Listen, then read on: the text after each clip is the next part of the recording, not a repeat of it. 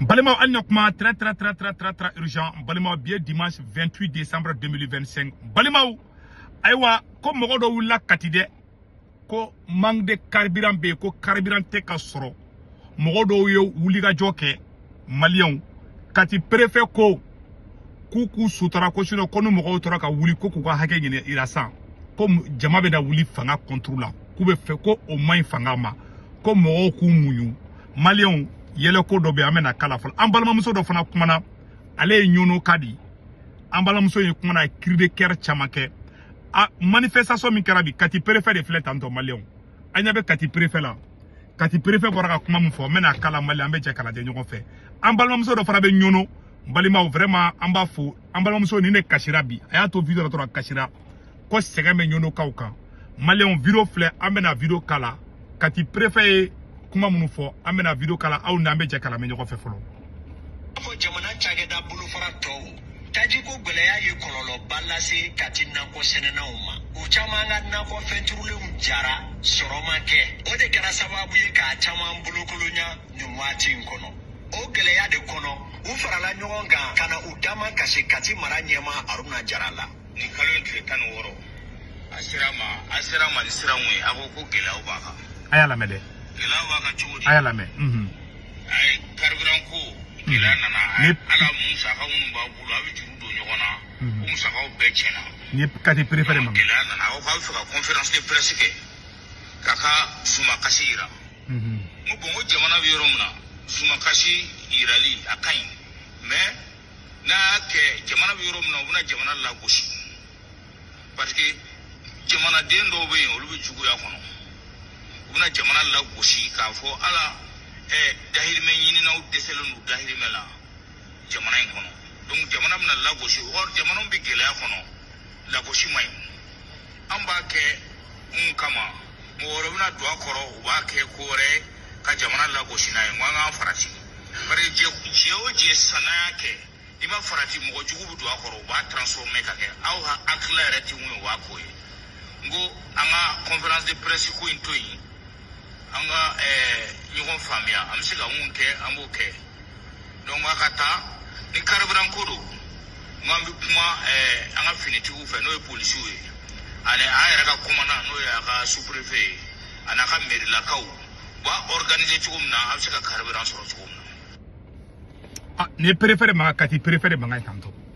awde te kulla ko mobile kema woro nana mobile kema shigi nana mogo de fleka wuli kati ko ko mogo be carburant ima ne te kanda do carburant ko kuma na parce que ni mi kolosi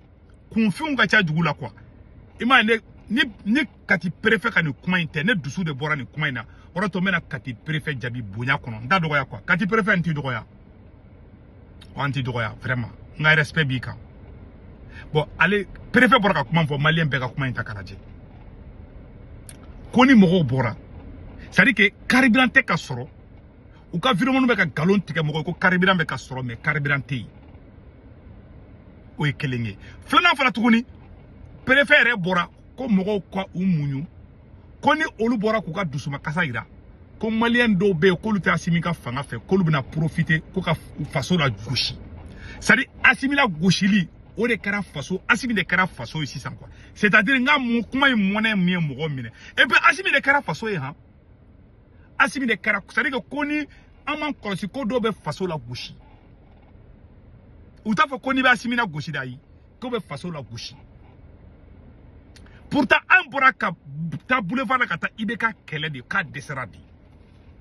bon olu be ka bo u ka film nu be ka bo ka galon teke bon mogo boraku bu ka conférence ke ko parce que olu be sene de ke u mogo be carburant la ka ke ku ka baraw ke o te ka soro ni kara ni kati de yaro kati riba mako be kelingi mogo munu be bara kela foro ni foro u dusu de china u fara nyogo ka ko te se ka tout temps bon olu ni mun ka tanto préfet bora ka kuma be ya kuma kame yaro nte invention ende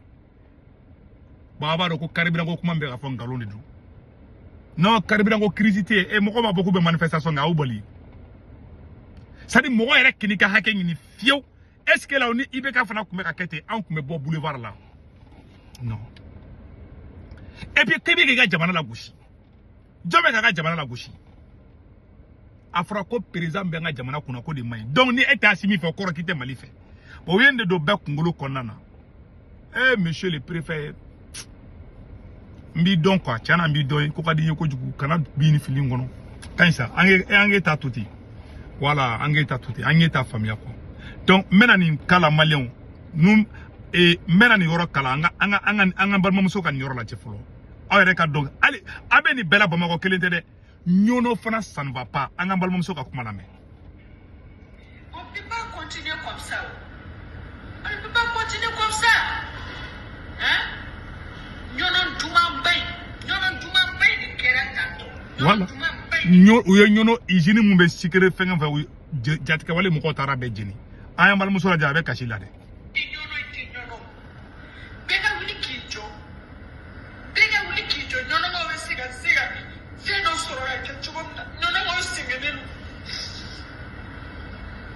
ima ambala muso kashira akashira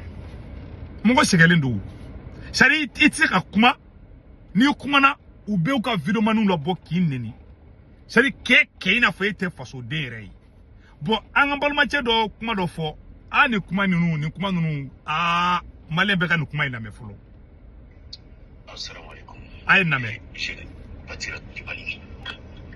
dibaro c'est bomono bisana do da quoi ko ala kana ni mo malo bali je malo ko la quoi ay na me de mo me te malo ni na tiki je na ga malo no fe ere ta da malo au ni ala de ala ni ache ni fenyi femini mo ko kanga yala ni femini ka blere je sa il va faut ko mo ma wuro mali ko quoi au ya shibe ba mali ko awula ko awula moya ka ko fembe ke au de la ka me donjo ko mali carburant nali ko de pour télé mali la citernu ka va vient ko nali ko be pour télé mali la quoi aya la mede me je fanjo ni halakini tacheri quoi aran flene de bidawra bugu fo balla bugu position balla bugu 4e koro ni mo gomi mi yoro ndonwa kabo dawra bugu polisi fegero lisida ero kabo lisida yoro la station mi bi lisida orompoini nai kitro madala ino aveni oya dala aran chole mbino kamine katafu badala bugu kata si amadini yoro sira farama ka vile kata 4e koro fanfero fe kata fo 4e koro dala ni ko ne che billahi abera mo ni karu ni taxi ni mobile misenu u jole me no be ka karbira mako voilà ça faut plus de combien de jours voilà kabi fari bayi bangi doni ide la ko le mali kono fura ni asimi klete ni fanga ina na ko mako fa koro mu temena ko lu gele ya min soro ko bi ko alhamdulillah ko mali kala yere tai aya la mede ni mali kala yere tai uduni la akadiye ka boka ta yani seku itse ka ta seku ikoro moni anye mbada mna ibe ka klela anye ibe ka kle peke ka ba ibita seku kata kana iti mo gani nga mo tini ibe boy futa za wote ni iti mo gani nga mo tini ya fam ka atite kle peke ti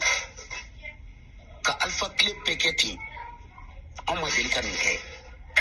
pe choji men kilini la halakini tachie guluki babi du jamana na to jmena abukila to kwabo tatuni karibira million duru donade million tan donade o million duru obi do telephone de kono wa ayewe ni image milani nunu ni telephone kono image de mais en réalité bamako test en fait tin kalundu voilà ado te horo njeni o te utimiri te tashi voilà ta donga foku i do de wulu fai kwa ina ke do de moke kwa kebi bodro ki sigite parce que ebi itani soro parce que dobe forfait sanaka ke ekuna won kene ebi balu dola otigi balu bi traditiona binyan ke fangala jamana dun tono fanga ebi ta ti sigi ki ka credibilité tila dabe tila horo tila kibi ta ti sigi kibi ni fanga defendre ta ba defani la ko apeni alan kache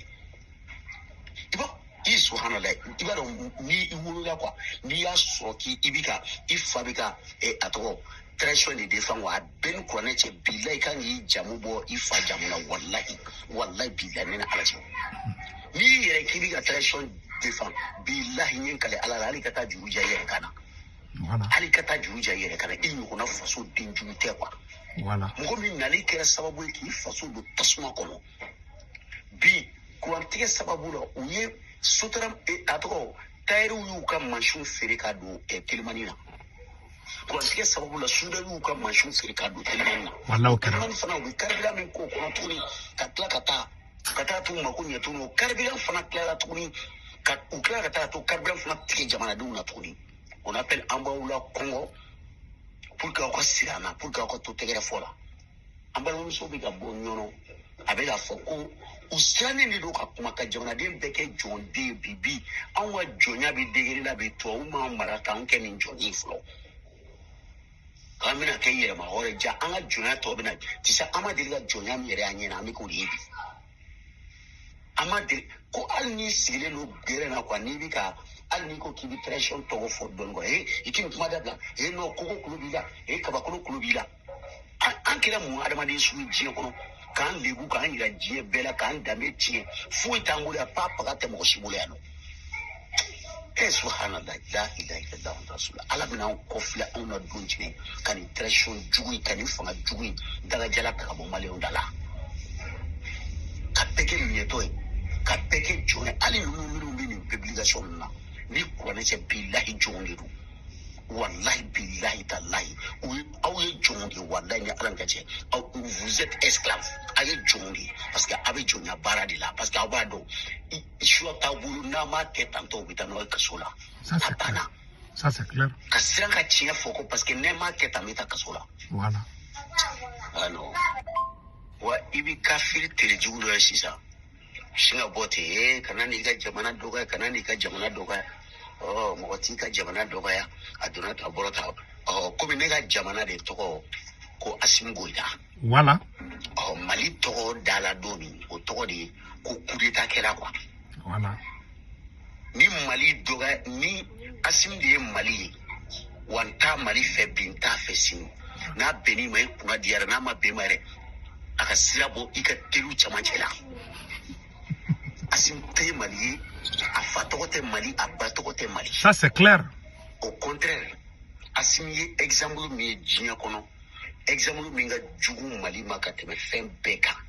voilà o ye mun ye Assimi est plus pire que virus bi don téléphone na cogo min na wallahi tiɲɛ don i y'a faamu o de ye coup d'état kɛla ye